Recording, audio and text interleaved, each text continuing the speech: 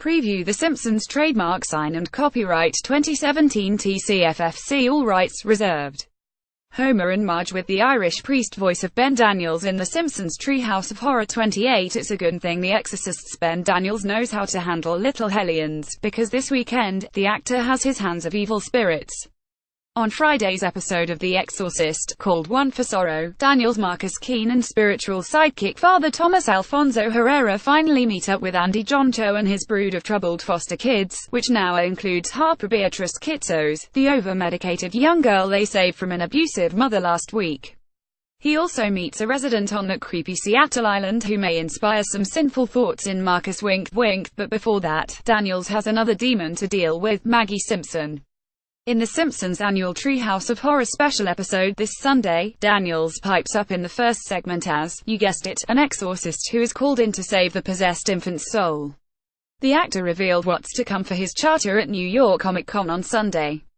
Here, Daniels explains what's in store for Marcus and company, as well as how his animated side job came to be.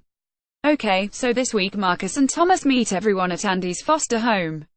What more will we learn about this new demon, Ben Daniels? Once they land on the island, they're drawn into the orbit of Andy Kim's foster family, and after a routine visit they realize pretty quickly that an evil presence is targeting the family. Over the next few episodes, they'll begin to uncover the truth about this ancient demon and how best to fight it. How bad is it? All I can say is that Marcus has never encountered a demon like this before, so both he and Thomas have to work together closely to make the demon manifest so they can fight it. Thomas has put them both at risk, but he seems to have learned his lesson after misinterpreting Harper's drug-induced possession.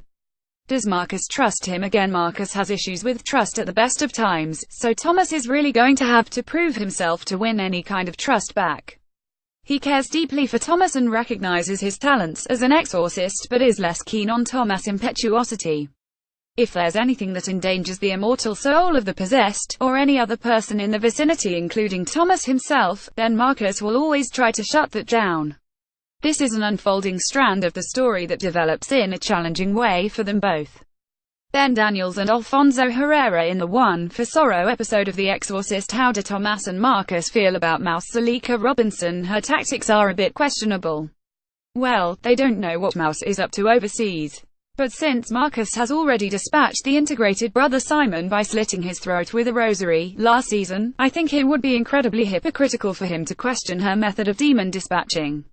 Laughs. So, how did The Simpsons gig come to be and how long ago did you have to record your part 1? Got an email from The Simpsons casting director saying there was an exorcist scene that they'd love me to voice. The character was already drawn, so it was just a case of going in and lip-syncing to a cartoon.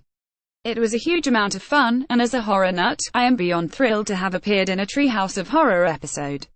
I mean, come on. It's The Simpsons. Laughs. What your Halloween plans? Because for us horror fans, it's pretty much a holy day. There's an exorcist outing planned, and I feel in my bones it's going to get very messy.